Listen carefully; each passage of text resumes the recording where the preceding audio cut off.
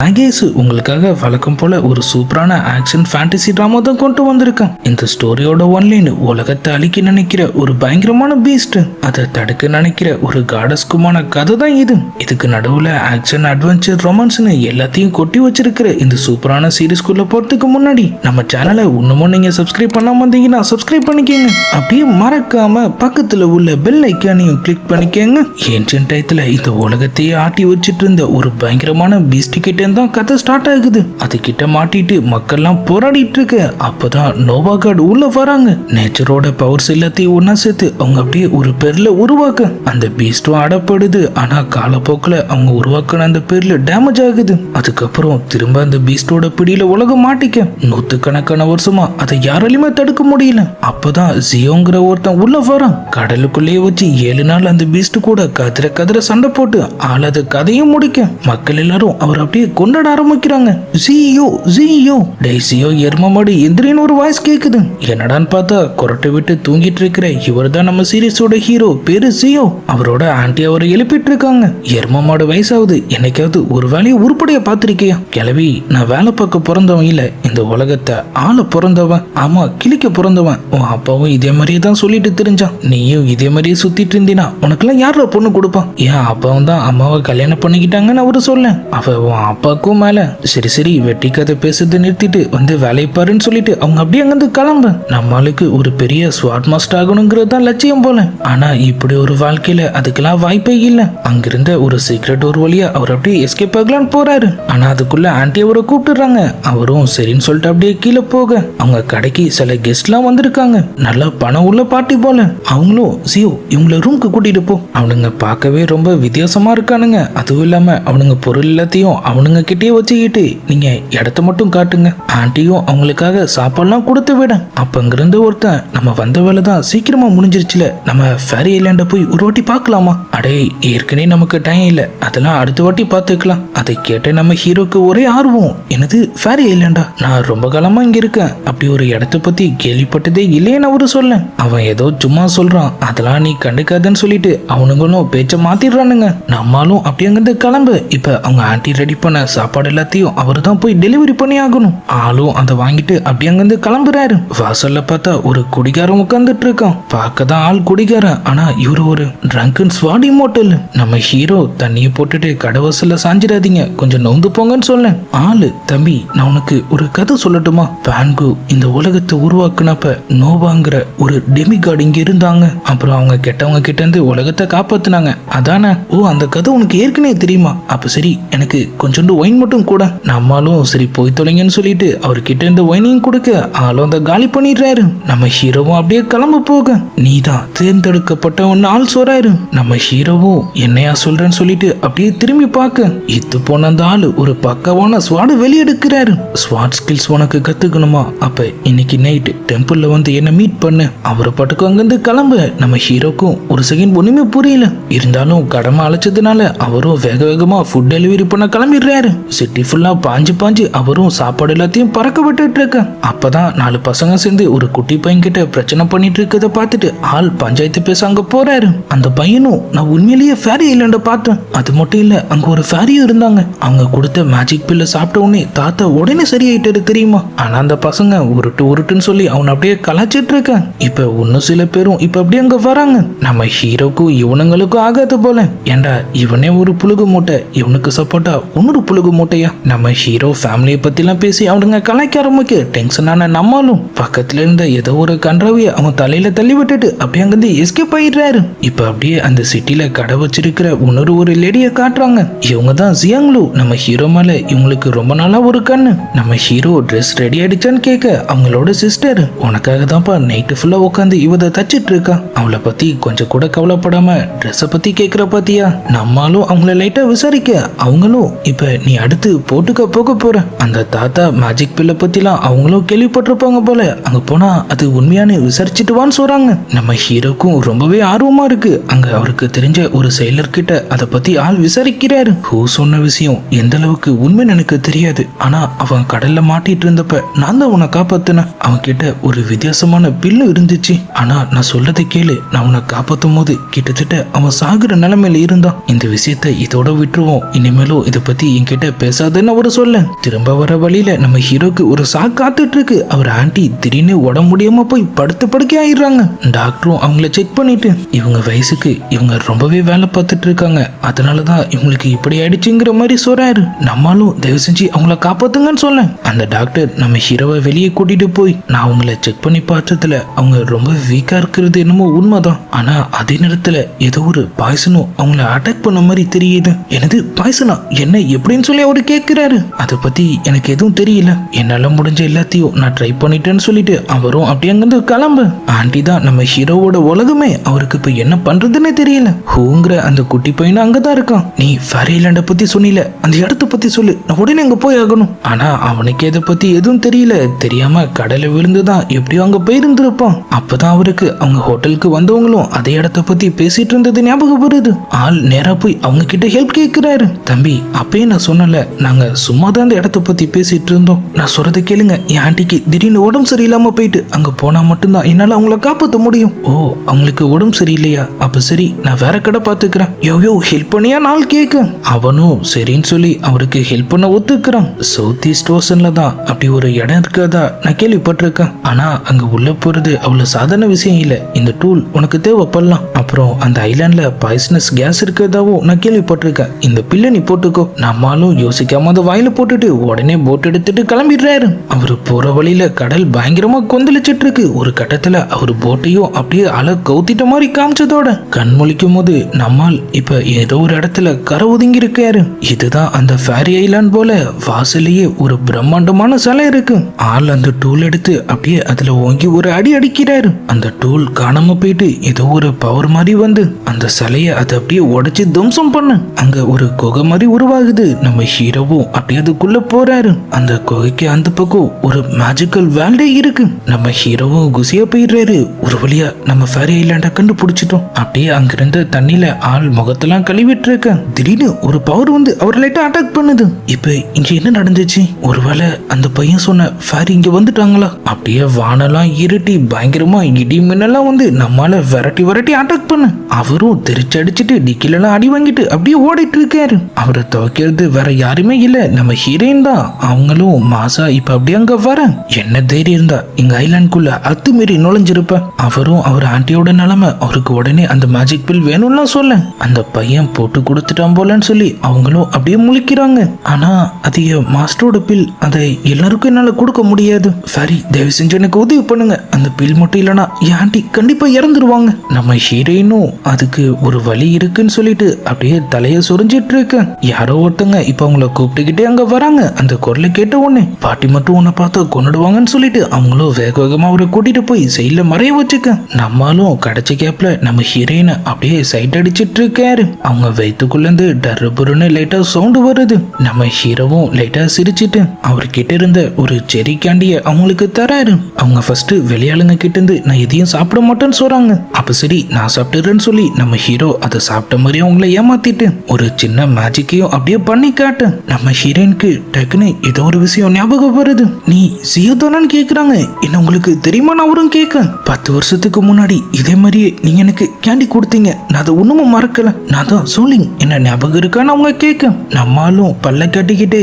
நல்லாவே ஞாபகம் இருக்கு. நம்ம ஹீரோயின் நான் உங்களை ஒரு இடத்துக்கு கூட்டிட்டு போறேன்னு சொல்ல நம்ம ஹீரோ என்ன மன்னிச்சிடு, ஆனா ஆண்டி நிலைமை ரொம்பவே மோசமா இருக்கு, நான் உடனே போய் ஆகணும். அவங்களும் சரி வாங்க நான் அந்த பிள்ளை உங்களுக்கு எடுத்து தரேன்னு சொல்லிட்டு அவர் அப்படியே கூட்டிட்டு போறாங்க. இதான் அவங்க பாட்டியோட ரூம் போல. அந்த கோல்டன் பில் எடுத்து அப்படியே நம்மால் கையில கொடுத்துட்டு இதை சாப்பிட்டு 2 மணி நேரத்திலே அவங்க முழுசா கியூர் ஆயிடுவாங்க. அவரும் ரொம்ப தேங்க்ஸ்ன்னு சொல்றாரு. அவங்களும் அப்படியே நெளிஞ்சுக்கிட்டே 10 வருஷத்துக்கு முன்னாடி நீங்க எனக்கு பண்ண பிராமிஸ் உங்களுக்கு ஞாபகம் இருக்கா?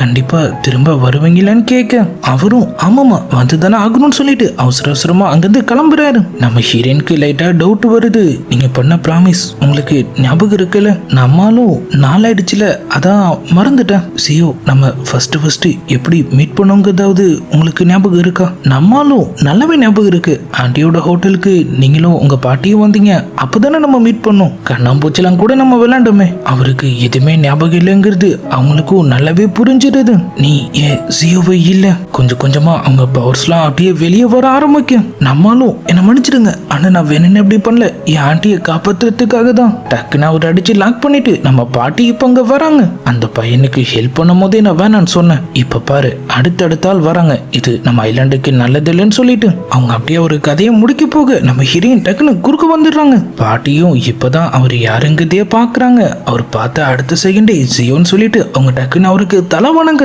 நம்மால கூப்பிட்டு வச்சு அவருக்கு ராஜ மரியாதை தான். அவரும் எவ்வளவோ சொல்றாரு, நீங்க தப்பா புரிஞ்சிட்டு இருக்கீங்க. நீங்க நினைக்கிற ஜியோ நான் இல்ல, நான் ஒரு ஹோட்டல்ல வேலை பார்க்கிற சாதாரண ஒருத்தன். நான் சரியா தான் நினைக்கிறேன். உங்களை பார்த்த உடனே 10 வருஷத்துக்கு முன்னாடி நடந்த எல்லா விஷயமும் என் கண்ணு முன்னாடி வந்துச்சுன்னு அவங்க சொல்றாங்க. அப்ப என்னதான் நடந்துச்சுன்னு அவரு கேட்க பாட்டியும் நான்சோ ஒரு மிகப்பெரிய அழிவை சந்திச்சிச்சு. நீங்க மட்டும் அப்ப எங்களுக்கு ஹெல்ப் பண்ணலனா நானும் பிரின்சஸும் இன்னரும் உயிரடி இருந்திருக்க மாட்டோம். என்னது லிங் ஒரு பிரின்சஸான்னு சொல்லி நம்மளாம் அப்படியே வாய போலக்க. சரி இந்த கதையை நான் அப்புறம் வச்சுக்கலாம், நான் ஆண்டியை உடனே காப்பாத்தி ஆகணும். ஆனா நம்ம பாட்டி எப்பேற்பட்ட பிரச்சனையா இருந்தாலும் சரி இந்த பில் அவங்கள கண்டிப்பா சரி பண்ணிடும். அதனால போறதுக்கு முன்னாடி உங்க அக்ரிமெண்ட்டை நம்ம கம்ப்ளீட் பண்ணிடலான்னு சொல்றாங்க. நம்ம ஹீரோயினும் இது உண்மையிலேயே ஜியோ தானான்னு கேட்க நம்ம பாட்டியும் பின்ன ஜியோ இல்லாம வேற ஒரு பையனுக்கு நான் உன்னை கல்யாணம் பண்ணி கொடுப்பேன். எனது கல்யாணமான்னு சொல்லிட்டு நம்மால் திரும்ப சாக்காக பாட்டி பிரின்சஸை கல்யாணம் பண்ணிக்க உங்களுக்கு விருப்பம் இல்லையான்னு கேட்குறாங்க. இல்ல நான் அப்படி சொல்ல, ஆனா நீங்க ரொம்ப அவசரப்படுற மாதிரி இருக்கு. நீங்க சொரால் நான் தானே எனக்கே ஒன்றும் தெரியலன்னு அவரு சொல்ல அவங்களும் லைட்டா யோசிச்சுட்டு நம்ம ஹீரோயினுக்கு சிக்னல் தராங்க. அவங்களும் நம்ம ஹீரோவை கூட்டிட்டு அப்படியே அங்கிருந்து கிளம்ப. இப்ப அப்படியே அவங்க ஒரு மேஜிக்கல் ட்ரீ முன்னாடி நின்றுட்டு இருக்கணும். இதே இந்த கலர்ல இருக்கு. அவங்களும் ஜியோ நீங்க தான் என்ன முதல் தடவை இங்க கூட்டிட்டு வந்தீங்கன்னு சொல்றாங்க. நம்மளுக்கு அவங்க சொல்ற எதுவுமே பொய் மாதிரியே இல்ல. ஆனா அதே நேரத்துல அவங்க சொல்ற எந்த விஷயமும் ஞாபகத்துக்கு வராம அவர் அப்படியே மண்டையை பிச்சிட்டு இருக்க. நம்ம ஹீரோயினுக்கு டக்குன்னு ஒரு விஷயம் ஞாபகம் வருது. அன்னைக்கு நீங்க என்கிட்ட ஒரு விஷயம் சொன்னீங்க, இந்த ட்ரீ 10வது தடவை பூக்கும் போது நீங்க இங்க இருப்பீங்க, ஒருவேளை என்ன மறந்துட்டீங்கன்னா அப்ப இதை உங்ககிட்ட காட்ட சொன்னீங்கன்னு சொல்லிட்டு அங்க புதைஞ்சிருந்த ஒரு கல்லை அப்படியே தோண்டி வெளியே எடுக்கிறாங்க. அதை இப்பதான் அவங்களே பாக்குறாங்க போல. அவங்க கல்ல இருந்து அப்படியே ஆனந்த கண்ணீர் வர ஆரம்பிக்கும். நம்மளும் அது என்னன்னு சொல்லி பாக்குறாரு. நான் ஜியோ கண்டிப்பா லிங்க கல்யாணம் பண்ணிப்பேன், அது அவரோட ரேட்டிங் தான். அப்பனா இது எல்லாம் உண்மைதானா? டக்குன்னு சில விஷயங்கள்லாம் அவருக்கு அப்படியே தெரிய ஆரம்பிக்குது. ஆளு இதே இடத்துல 10 வருஷம் கழிச்சு நான் கண்டிப்பா திரும்ப வருவேன். அவங்களோட பாஸ்ட் ஃபியூச்சர்னு எல்லா விஷயமும் மாறி மாறி அவர் முன்னாடி பிளாஷ் ஆக நம்ம ஹீரோவும் அப்ப இது நிஜம் தானா? நம்ம ஹீரோயினும் அவருக்கு எல்லாம் ஞாபகம் வந்துருச்சான்னு கேக்குறாங்க. நம்மாலி இல்ல ஆனா உண்மைன்னு புரிஞ்சுக்கிட்டேன்னு சொல்றாரு. அவங்களும் செம ஹாப்பியா அவர் அப்படியே ஹக் பண்ணிக்க. 2 காதலர்கள் ரொம்ப காலத்துக்கு அப்புறம் திரும்ப ஒண்ணு சேர்ந்த மாதிரி நான் ஃபீல் பண்றேன். அவங்களும் ஏன்னா அதான் உண்மைன்னு சொல்றாங்க. அப்படியே அவங்களுக்கான மேரேஜ் ஏற்பாடும் நடக்க ஆரம்பிக்குது. அவங்க சம்பிரதாயப்படி எல்லா சம்பவங்களையும் செஞ்சு முடிச்சுட்டு நம்மளும் ரொமான்ஸ்ல இறங்கிட்ட மாதிரி காமிச்சதோட இப்ப அப்படியே அடுத்த நாள் ஆகுது. நம்ம ஹீரோயின் ரெடி ஆயிட்டு இருக்காங்க. நம்மளும் எங்க சென்டர் பிளேன்ல ஒரு வழக்கம் இருக்கு, மேரேஜ் ஆனவங்க 2 பேர் ஹாரையும் சேர்த்து ஒன்னா கட்டிடுவாங்க. அது ஒன்னா இருக்கிற வரைக்கும் அவங்களையும் யாராலையும் பிரிக்க முடியாதுன்னு சொல்லிட்டு அதை அப்படியே ஒரு பேண்டா ரெடி பண்ணி அவங்க தலையில மாட்டி விட நம்ம ஹீரோயினும் அந்த கோல்டன் பில்ல நம்ம ஹீரோ கையில தராங்க.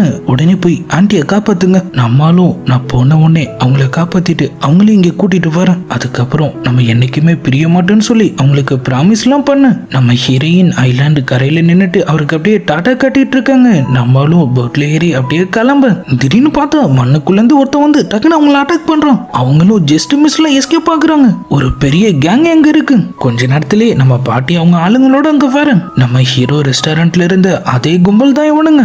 ஐலாண்ட்ல இருக்கிற ஒருத்தரையும் விடாதீங்க, அவன் ஆளுங்களும் கிளம்பிடுறானுங்க. இந்த பக்கம் ஒரு பயங்கரமான ஃபைட்டே நடக்குது. நம்ம பாட்டியெல்லாம் அடிச்சு பறக்க விட்டுறானுங்க. நம்ம ஹீரோவும் பதறிட்டு வேக வேகமா அப்படியே கரைக்கு வர நம்ம ஹீரோயினும் அவங்க லைட்னிங் பவர் எல்லாம் யூஸ் பண்ணி அவனுங்களை அட்டாக் பண்றாங்க. ஆனா எதுவும் வேலை கேட்கல. இந்த பக்கம் நம்ம ஹீரோவோட பவுட் கோந்துருது. அதே நேரத்துல நம்ம ஹீரோயினையும் அவன் அப்படியே லாக் பண்ண கட் பண்ணா நம்மால வலை போட்டு ஒருத்தர் பிடிச்சு மேல இழுக்கிறாரு. சியோ நீங்க என்ன பண்ற? நான் அந்த மேஜிக் பில்ல கண்டுபிடிச்சிட்டேன், உடனே போய் ஆண்டியை காப்பாத்துங்க, நான் ஃபேரிலாண்டுக்கு போய் ஆகணும். பில் தான் கிடைச்சிருச்சு, அப்புறம் நீ எங்க போறேன்னு அவரை கேட்க நான் அவளை காப்பாத்தி ஆகணும். ஆனா யார? நடந்த எல்லாமே அவருக்கு அப்படியே மறக்க ஆரம்பிச்சிட்ட மாதிரி தெரியுது. ஒரு பயங்கரமான தலைவலியும் வந்து அவர் அப்படியே மயக்கமாக அவரு ஃப்ரெண்ட்ஸ் அந்த பில்லை கொடுத்து நம்ம ஆண்டியை காப்பாத்திடுறாங்க. நம்ம ஹீரோவும் இப்ப மயக்கத்துல இருந்து எந்திரிக்கிறாரு. பக்கத்துல நம்ம ஆண்டியை பார்த்துட்டு என்ன அடிக்காதீங்க நாள் சொல்ல அவரை பொறுத்த வரைக்கும் எப்போதும் போல இன்னைக்கு அவர் வாழ்க்கையோட ஒரு சாதாரண நாள் மாதிரி தான் தெரியுது. ஆனா நம்ம ஆண்டி நான் ஏன்டா உன்னை அடிக்க போறேன், சரி நீ நல்லா ரெஸ்ட் எடுன்னு சொல்லிட்டு அப்படியே கிளம்புறாங்க. நம்மளும் இந்த ஆண்டிக்கு என்னாச்சுன்னு சொல்லிட்டு வழக்கம் போல அவரோட மரக்கட்ட ஸ்வாட கையில எடுத்துட்டு அதை அப்படியே அங்கே இங்கேயுமா வீசிட்டு இருக்கு. எனக்கு ஏன் என் லைஃப்ல நடந்த ஏதோ முக்கியமான விஷயத்த மறந்து மாதிரியே தோணுது. இப்ப அப்படியே ஊர்ல கதை சொல்லிட்டு இருக்கிற ஒரு தாத்தாவை தான் காட்டுறாங்க. ஏன்ஷியன்ட் டைத்துல இருந்த 5 கிரேட் பீஸ்ட பத்தின கதை தான் ஓடிட்டு இருக்கு. அத நோவா காட் எப்படி அடக்குனாங்க, ஆனா அந்த பெர்ல் டேமேஜ் ஆனதுக்கு அப்புறம் வாட்டர் பீஸ்ட் எப்படி வெளியே வந்துச்சுன்னா அவரு சொல்ல நம்ம ஹீரோவும் இப்ப அப்படியே அங்க வராரு. ஊர்ல அவருக்கான மரியாதையே வேற லெவல்ல இருக்கு. நம்ம ஆண்டியை பத்தி டாக்டர் விசாரிக்கிறாரு. ஆண்டியா, ஏன் அவங்களுக்கு என்னாச்சு? ஃபேரி ஐலாண்ட் போயிட்டு வந்ததுல இருந்து இவன் ஒரு மார்க்கமா தான் இருக்கான். ஃபேரி ஐலாண்டா? நான் இப்ப அங்க போனேன். டேசியோ எங்க கிட்டே வா, நீ ஐலாண்ட் போயிட்டு வந்ததுல இருந்து ரொம்பவே ஃபேமஸ் ஆயிட்ட. நம்ம ஊர்ல இருக்கிற பொண்ணுங்களாம் ஒன்னதான் கல்யாணம் பண்ணிப்போன்னு சொல்லி போட்டி போட்டுட்டு லைன்ல நிக்கிறாங்க. ஆனா எனக்கு ஏற்கனவே கல்யாணம் ஆயிடுச்சேன்னு நம்மால் சொல்லு. அவருக்கு ஒரு செகண்ட் அவர் ஏன் அப்படி சொன்னார்னு ஒண்ணுமே புரியல. ஊர்க்காரங்களும் அவர் அப்படியே கலாச்சிட்டு இருக்க. இப்ப அப்படியே நைட்டும் ஆகுது. அந்த குடிகாரரு ஸ்வாட் மூஸ் கத்துக்கணும்னா டெம்பிளுக்கு வான்னு சொல்லி இருந்திருப்பாரு. சரி போய் தான் பாப்போமேன்னு சொல்லிட்டு அவரும் இப்ப அப்படியே அங்க வர அங்க யாரையுமே காணும். போதையில தான் ஒளிரி இருக்கான் போல. நம்ம நினைச்சது சரிதான் சொல்லிட்டு அவரும் அப்படியே அங்கிருந்து கிளம்ப போறாரு. பார்த்தா டக்குன்னு ஃபிளையிங்லேயே அவர் அப்படியே அங்க வர. ஏண்டா நேத்து உன்னை வர சொன்னா ஒரு நாள் கேப் விட்டா வர, என்ன நேத்துன்னு சொல்லிட்டு அவரும் அப்படியே முழிச்சிட்டு இருக்க. சரி எனக்கு என்ன ஸ்வாட் மூவ் கத்து தர போறீங்கன்னு கேட்கிறாரு. ஒரு மூவ் இல்ல, ஒரு வித்தைய காட்ட போறேன், உன்னால முடிஞ்சதை கத்துக்கோன்னு சொல்லிட்டு அவரும் அவர் ஸ்வாட அப்படியே கையில எடுக்க. ஆள் வேற மாதிரியான வித்தக்காரர் இருப்பாரு போல. தொடாமலே அந்த ஸ்வாட அங்கே இங்கேயுமா பறக்க விடுறாரு. என்னென்னமோ மூசு, மின்னல் வேகத்துல போறது, பயங்கரமான பஞ்ச், மறைஞ்சு மறைஞ்சு அடிக்கிறதுன்னு எல்லா வித்தையும் அவர் அப்படியே காட்ட ஆரம்பிக்கும். நம்ம ஹீரோவும் அவர்கிட்ட இருந்த அந்த மர ஸ்வாட் எடுத்து அவரும் முடிஞ்ச அளவுக்கு அது அப்படியே ட்ரைனிங் எடுக்கிறாரு. அந்த மாஸ்டரும் திணற எல்லா மூசையும் முடிச்சிட்டு அப்படியே அவர் முன்னாடி மாசா வந்து நிக்க. இதுக்கு பேர் என்னன்னு அவரு கேட்கிறாரு. இதுதான் சூசன் செக்டாரோட ஸ்வாட் கண்ட்ரோலிங் டெக்னிக். மாஸ்டர் இன்னும் உங்க ஸ்டூடெண்ட சேர்த்துக்கங்க. அட அதுக்கு வாய்ப்பு இல்லப்பா, நான் ஒரு உலகம் சுற்றும் வாலிபன். உன்ன மாதிரி ஒரு எக்ஸ்ட்ரா லக்கேஜ வச்சுக்கிட்டா அது எனக்கு தான் தேவையில்லாத பிரச்சனை. அப்ப ஏதாவது ரெக்கார்ட்ஸ் வச்சு கொடுங்க, நான் எப்படி இதெல்லாம் கத்துக்கிறதுன்னு அவரு கேட்க. நீ காட் கிஃப்டட் சைல்டு, ஒரு வாட்டி பார்த்ததே உனக்குலாம் போதும், என்ன கத்துக்கிட்டேன்னு காட்டுன்னு சொல்லிட்டு அவர் அப்படியே ஒரு ஸ்வாட நம்மால் கையில கொடுக்க. அதை பிடிச்ச வேகத்துக்கு நம்ம ஹீரோவும் அப்படியே அங்கிருந்து பறந்துடுறாரு. அந்த ஸ்வாடு இழுத்த இழப்புக்கெல்லாம் போயிட்டு அவரு சம மாத்து வாங்கிட்டு இருக்க. அவ்வளவுதான், இது தேராதுன்னு நம்ம நினைப்போம். ஆனா அன்னைக்கு நைட் முடியறதுக்குள்ள ஆள் மொத்த வித்தையும் கத்துட்டு அப்படியே மாசா என்ட்ரி கொடுக்க. அவரு ஸ்வாட யூஸ் பண்றத பார்த்து அந்த மாஸ்டரும் நடக்கிறதெல்லாம் பார்த்தா சில காலங்களுக்கு முன்னாடி அவங்க கிட்ட சொன்னது எல்லாமே உண்மைதான் போல. நம்ம ஹீரோவும் யாரு என்ன சொன்னான்னு சொல்லி கேட்கிறாரு. அது ஒரு பழைய ஃப்ரெண்டு. அதை விட என் மூசெல்லாம் பாத்தீங்களா, என்னை எப்பயாவது உங்க ஸ்டூடெண்டா சேர்த்துப்பீங்களான்னு அவரு கேட்க. நம்ம இந்த வாழ்க்கையில யாரை சந்திப்போம், யாரை சந்திச்சிருக்கணும், என்ன நடக்கணும்னு சொல்லி எல்லாமே ஏற்கனவே நிர்ணயிக்கப்பட்டது. அந்த டெஸ்டினில நீ இப்ப என் ஸ்டூடெண்ட் ஆகணும்னு இல்ல. சரி இப்ப நான் கிளம்புறேன் பாய், முடிஞ்சா திரும்ப சந்திப்போம்னு சொல்லிட்டு ஆள் அப்படியே ஒரு ஸ்வால்ல ஏறி அங்கிருந்து பறந்து போக. நம்ம ஹீரோவும் உங்க பேரையாவது சொல்லிட்டு போங்கன்னு கேட்கிறாரு. ஒயின் இல்லாம நான் இல்ல, ஒயின் இருக்கிற இடத்துல நான் கண்டிப்பா இல்லாம இருந்தது இல்ல, நான் தான் ட்ரங்கன் இமோட்டல்னு சொல்லிட்டு ஆள் அப்படியே அங்கிருந்து காணாம போக. நம்ம ஹீரோவும் இப்ப திரும்ப அப்படியே ஒரு வீட்டுக்கு வராரு. ஐலாண்ட்ல கலவரம் பண்ண அந்த கும்பலும் ஒண்ணுமா அங்கதான் இருக்கானுங்க. ஒரு மூட்டையும் கைமா அவங்க அப்படியே உள்ள போக நம்ம ஹீரோவும் அதை அப்படியே பார்த்துட்டு இருக்காரு. டக்குன்னு அங்க வந்து அவர் ஆண்டி அவருக்கு அதை பிடிச்சி திருகுன்னு திருக ஆரம்பிச்சிடுறாங்க. நைட்டு வீட்டுக்கு வராம எங்கடா பொறுக்க போனன்னு சொல்லி அவங்க அப்படியே அவர் அங்கிருந்து இழுத்துட்டு போக அவர் ஆண்டி கிட்ட அவங்க ஹோட்டல்ல இருக்கிற அந்த கெஸ்ட் ஒரு மூட்டையோட உள்ள வந்ததை பார்த்ததா சொல்றாரு. எனக்கு என்னமோ அவங்க கொள்ளைக்காரங்களும் தோணுது. எப்பா அவங்க என்ன வேணாலும் இருந்துட்டு போட்டோம், ஆராய்ச்சி பண்ற அளவுக்குல நம்ம பெரிய ஆளுங்க இல்ல. கெஸ்ட் ரூம் டஸ்டா இருக்குன்னு சொல்லி அவங்க ஒரு ரூம்ல தான் தங்கி இருக்காங்க, கொஞ்சம் அட்ஜஸ்ட் பண்ணிக்கோன்னு சொல்ல. அப்ப நான் எங்க படுக்கிறது, போய் தெருவுல படு, போய் கெஸ்ட் ரூம் கிளீன் பண்ணு. நம்மளும் அப்படியே தொடச்சிட்டே போக மூட்டையை ரூம்ல வச்சுட்டு அந்த கேங்கோட ஹெட்டும் அப்படியே வெளியே வரான். நம்ம ஹீரோவை பார்த்துட்டு அவர்கிட்ட குடுன்னு சொல்ல நம்மளுக்கு அவன் என்ன கேட்கிறான்னு ஒண்ணுமே புரியல. அவனும் இல்ல சும்மாதான் சொல்லிட்டு, ஆமா இந்த ஃபேரி ஐலாண்டு எங்க இருக்குன்னு உனக்கு தெரியுமா? என்ன ஃபேரி ஐலாண்டு, எல்லாருமே ஏன் அதை பத்தி என்கிட்ட கேக்குறாங்க? அவருக்கு நடந்ததெல்லாம் ஞாபகம் இருக்கான்னு சொல்லி செக் பண்ணிட்டு இருக்கான் போல. இல்ல உங்க ஊர்ல எல்லாரும் அந்த இடத்த பத்தி பேசிட்டு இருக்கத பார்த்தேன், அதான் சும்மா கேட்டேன். சரி நான் சொல்ற வரைக்கும் என் பர்மிஷன் இல்லாம யாரும் உள்ள போகாம பாத்துக்கன்னு சொல்லிட்டு அவரும் அப்படியே வந்து கிளம்பு.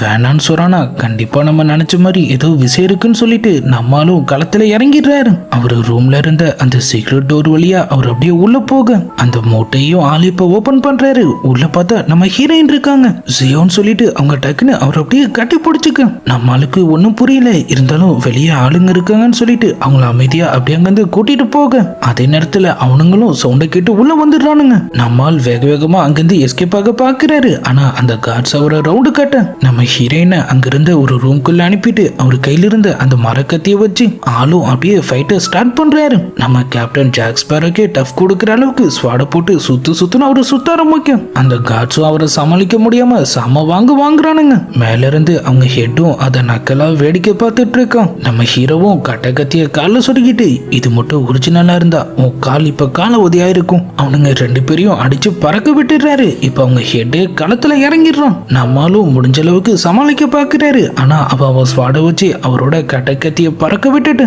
அப்படியே அவரு கதையை முடிக்கிற மாதிரி வர ஜஸ்ட் மிஸ்ல நம்ம ஆண்டி களத்துல இறங்குறாங்க. அவங்க பவர்ஸ் அதை விட தாறுமாறா இருக்கு. 3 பேரையும் போட்டு பொழந்து எடுக்க அவன் ஆளுங்க வாங்க பார்த்துட்டு அவங்க ஹெட் கிளவுட் பிளம் வாங்கடா ஓடிலான்னு சொல்லிட்டு அங்கிருந்து எஸ்கேப் ஆயிடுறானுங்க. நம்ம ஹீரோவோ அவனுங்களை விரட்டி போறாரு. ஆனா நம்ம ஆண்டி தடுத்துட்டு என்னோட கிளவுட் பிளம்ல அடி வாங்கியிருக்கானுங்களே, இனிமே அவங்க உடம்புல உயிர் மட்டும்தான் இருக்கும்னு சொல்ல நம்மளும் ஆமா நீங்க பிள்ளைந்து சண்டை போட ஆரம்பிச்சீங்க. அதே தாண்டா நானும் கேக்குறேன், நீ எப்ப இதெல்லாம் கத்துக்கிட்ட? அது எனக்கு ஒருத்தர் கத்து கொடுத்தாரு. நம்ம ஹீரோயினும் இப்ப வெளியே வரேன். சியோ நம்ம உடனே ஐலாண்டுக்கு போய் ஆகணும், பாட்டிக்கு ஆபத்துன்னு சொல்றாங்க. நம்ம ஆண்டியும் டே சியோ இது என்ன சங்கதி, இல்ல இவங்க எனக்கு யாருன்னே தெரியாது, சியோ ஏன் இப்படி சொல்றீங்கன்னு சொல்லிட்டு நம்ம ஹீரோயின் ஒரு பக்கம் முழிச்சிட்டு இருக்க.